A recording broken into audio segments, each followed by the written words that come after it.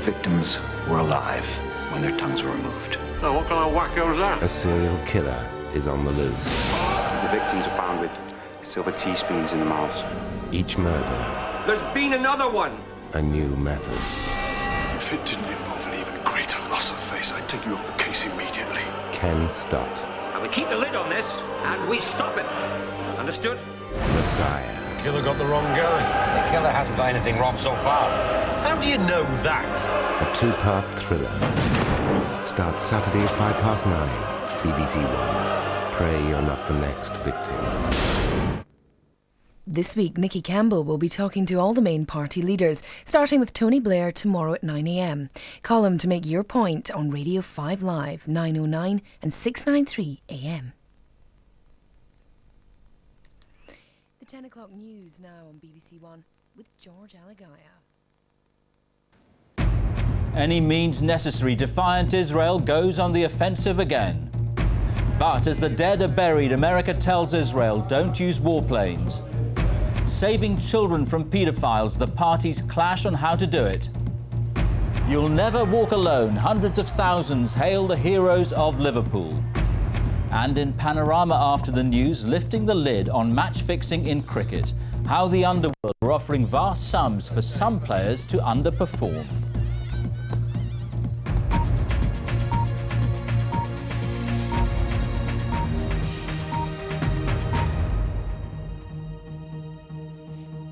Good evening. Israeli tanks have shelled the home of a senior Palestinian official, heightening the tension in an already volatile region. It comes just 2 days after Israel deployed F-16 warplanes against Palestinian targets.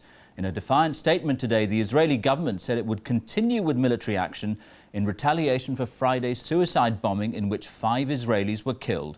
In Washington, the US Vice President Dick Cheney has called on Israel to stop using the American-built F-16s against the Palestinians. Grief, shock and despair as Israel buries its dead. This was the first funeral for a victim of Friday's suicide bombing at a shopping centre. His family say he was a gentle man, a retired gardener who loved to read. Ariel Sharon rushed the warplanes in after that bombing. He's been condemned abroad, criticised at home. There are splits around this table, but publicly today, the Israeli cabinet was united and unapologetic. Like the Prime Minister, who said Israel would do whatever it takes to defend its people. The international community says that better not mean more of this, the devastation caused by Israel's F-16s. America supplied the planes, seen here in action in Lebanon, but Washington said today Israel should stop using them against the Palestinians. Israel was using other weapons tonight. This was the damage done when the army shelled a house in the West Bank. Home to this man, Jibril Rajoub, a key Palestinian security official, seen as a moderate in the Palestinian leadership. Proof, say Palestinians, that no one is safe. Israel claims it was simply returning fire that came from the area. The shelling is a sign of the times, of the dangerous increase in tension. Tomorrow, America issues the Mitchell report on the violence here. It had been hoped that could serve as the basis for new peace talks, but that's far from certain now. Orla Guerin, BBC News, Jerusalem. And our correspondent Richard Lister is in Washington. Richard, it's as if American warnings are just falling on deaf ears in Israel. Does seem to be rather like that, George. Yes, indeed. The Vice President Dick Cheney was on one of the Sunday talk shows today saying that the current level of violence in the Middle East was completely unjustifiable. And when he was asked directly whether the Israelis should stop using F-16 fighters against Palestinian targets, he said that they should, and that both sides should recognize that they were staring disaster in the face if they continued on this current path. But of course, as you say, the Americans have been saying this for months, and I think US officials are really very frustrated that they've been unable to influence either side in this conflict. Just on Friday, the Secretary of State, Colin Powell, said if there was any kind of meeting that he could call that would end the cycle of violence, he would do so. But the US bottom line is it has to be up to the Israelis and the Palestinians to take the first steps. Richard, now what about this Mitchell report that Orla was talking about in her report? Is that going to make any difference, do you think? Well, the Mitchell Commission was established last October to look at the underlying causes of the violence at the moment and recommendations for stopping the violence. And the conclusions have been widely leaked, and it seems it's a fairly even-handed report. It says that the Palestinians haven't done enough to rein in their security forces, that the Israelis have sometimes responded excessively. But it also says that the Israelis should impose a settlement freeze on the West Bank. Now, Ariel Sharon has already rejected that, and it does seem that the US is not likely to fully endorse that proposal either. So while the US has said that the report could be the basis for ending the cycle of violence, ultimately it comes down to whether or not the Palestinians and Israelis are prepared to do that. So far, there's no sign that they are. Richard, thank you very much. Law and order has dominated the election campaign today. The Conservatives said they would free the police from bureaucracy and change the law to protect victims of crime. Labour said Tory spending plans would mean cuts in the number of police and prison officers. They also set out plans to crack down on paedophiles who use the internet to contact children. The Liberal Democrats said the plans were too little, too late. Tony Blair's been at Chequers, a day away from speech-making and shaking hands to celebrate his son Leo's first birthday. And William Hague's headed back from London after a similar 24-hour rest from the campaign trail. He'd left the fight to Anne Widdecombe to play one of the Conservatives' traditionally strong cards, law and order. She said she'd declare war on crime and oversee a huge expansion in detention centres for young offenders. Taking them off the streets, away from the environment which has failed them and which they are in turn making impossible for others. That sends a tough message to their peer group that you don't come back laughing from the courts. Jack Straw says there's less crime since he became Home Secretary, but it's still far too high. But he claimed the Conservative plans to cut tax threaten the fight against crime. With Labour, punishments which work, tough sentences for dangerous offenders, and a clear message to persistent criminals: stay straight or you will go back inside. Or, under the Tories, half-time sentences and no follow-up as they cut investment in our prisons and probation service to pay for their so-called public spending cuts guarantee. Mr Straw spoke of his horror at seeing the sort of child sex pictures that paedophiles deal in over the internet. He called it utter evil. Both main parties have been outlining new proposals to deal with another problem thrown up by the web. Some paedophiles have talked to youngsters in internet chat rooms, lied about their age and sex, and then invited the child to meet up in the real world. Unless and until an assault takes place, that's not illegal. The main parties want to change that. The Conservatives say they would introduce a new offence of child enticement to deal with adults who tried to meet children after chatting to them online. Labour say they would introduce paedophile prevention orders, civil injunctions against known sex offenders to stop them contacting children on the internet, and a kite mark system to help parents choose family-friendly internet providers which block certain sites. The one main party leader out and about today said the Liberal Democrats wanted changes. Because the internet raises huge, not just national, but international implications in all walks of life. And when it comes to this kind of dreadful criminal activity, it is particularly important that we crack down on it. Conservative candidates say their views on law and order chime with the concerns of the voters. But even when the topic of the day is crime, Labour are trying to switch round the argument to talk about Tory tax cuts, and so they say Tory spending cuts. From now on in, every day, every issue, that will be Labour's argument. Mark Mardell, BBC News, London. Our political editor, Andrew Marr, is at Westminster.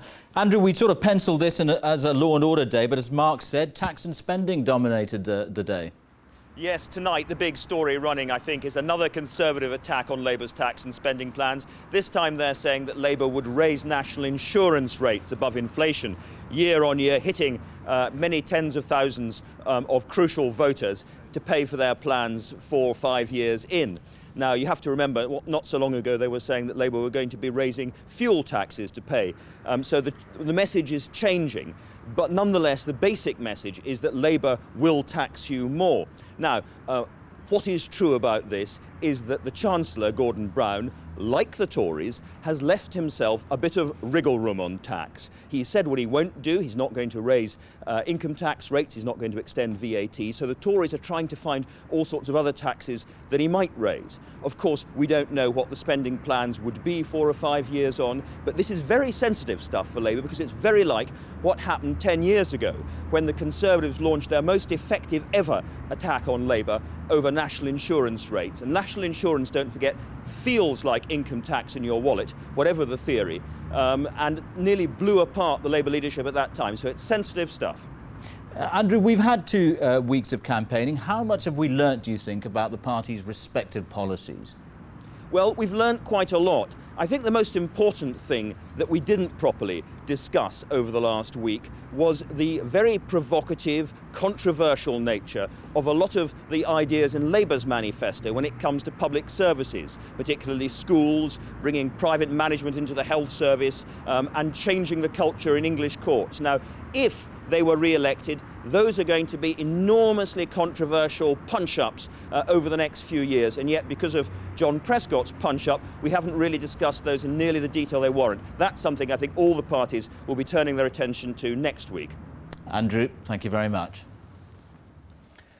More than 400,000 Liverpool fans have lined the streets of Merseyside to salute their team on a victory parade. In the last 8 days, the Anfield side has won the FA Cup and the UEFA Cup and secured a place in next season's Champions League. Our correspondent Kevin Bouquet was at the celebrations. This was the day the Liverpool fans had been dreaming of. As the team paraded their trophies, they were greeted by a cacophony of noise and a sea of red and white shirts and flags. In a city besotted by football, 400,000 fans turned out to salute the team which this week completed a unique treble of cup victories. I don't think it gets much better than this. You know, 3 trophies and managing to qualify for the Champions League. Delighted. I didn't expect as many people around the streets for us, but I'm pleased and I'm very happy because they are happy. A run of late-season victories gave Liverpool the FA Cup and the UEFA Cup to add to the Worthington Trophy they'd already won in February. And yesterday, another triumph, victory against Charlton in the Premiership, which guaranteed Liverpool a place in next year's European Champions League. These fans are excited not just by what the team has achieved, but by the prospect of what's to come. They believe that finally Liverpool has a team capable of becoming the best of England and the best in Europe. Overjoyed, been a lot of years since we've had success. Just glad he's come back to us. Yeah. Good for him, he enjoyed it. It's just on a high now, we can't believe what we've done. This season is just unbelievable. We've got the best manager in Europe.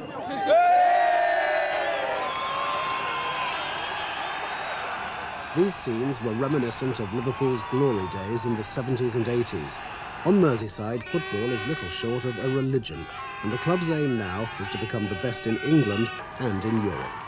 Kevin Bouquet, BBC News, Liverpool. 2 British women have been sentenced to life imprisonment for drug smuggling in the United Arab Emirates. Anne Kidd from Leeds and Anna Bartlett from Essex have been in prison since their arrest 6 months ago. The 2 women now face serving another 25 years without parole. The father of Anna Bartlett said his daughter was shattered by the news. I'm very concerned about her mental health.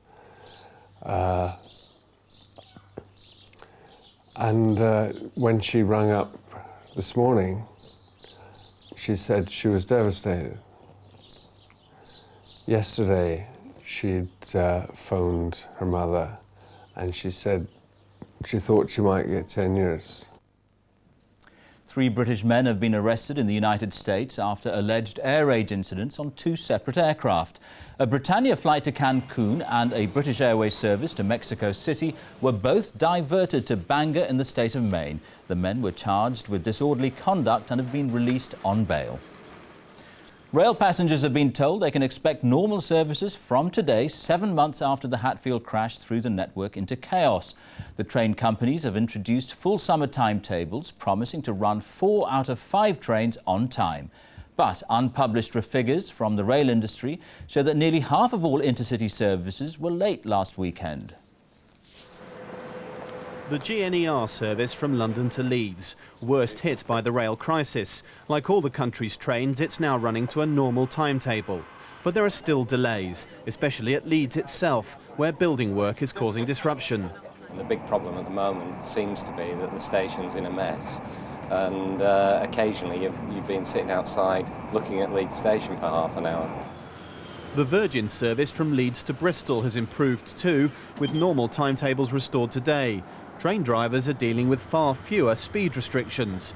But intercity services are not yet as punctual as they were before the Hatfield crash. Nearly 50% were late last weekend. I think there's still a long way to go to actually achieve the joined-up railway that passengers so want to see, where Railtrack and the train companies work very closely together to deliver the service that passengers want. Railtrack insists its repair programme is nearly complete. The company is expected to announce losses of around £400 million this week. Train companies are suffering financially too and desperate to move on. About 4 out of 5 trains are now running punctually.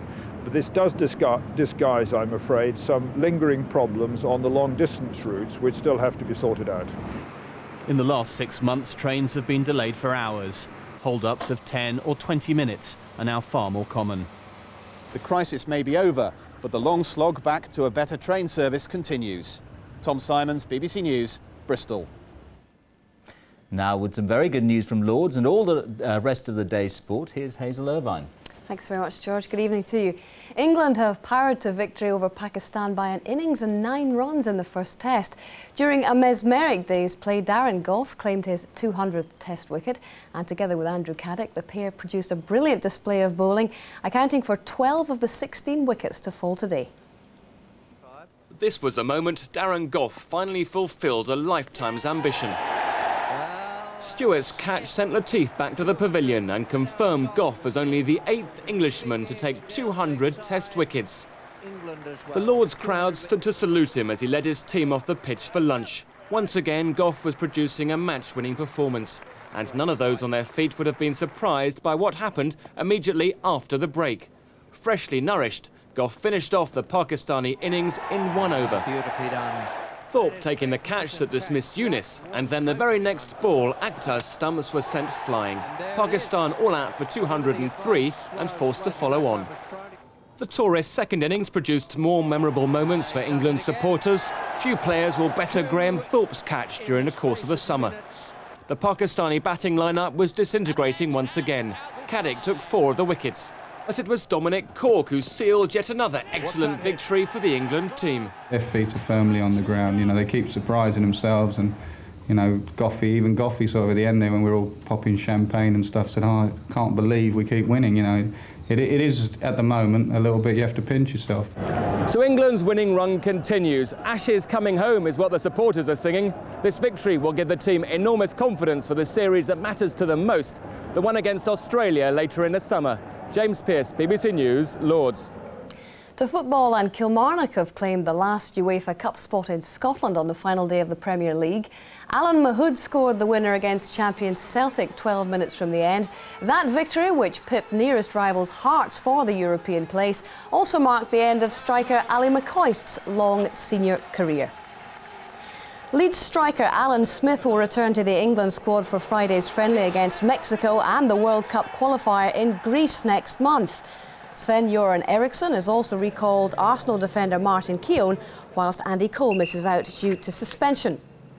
Olympic boxing champion Audley Harrison says he's disappointed that his first professional fight didn't last longer. But after last night's academic first-round stoppage of American Mike Middleton, Harrison urged the public to be patient with his progress and said he was looking forward to the future challenges in the pro fight game.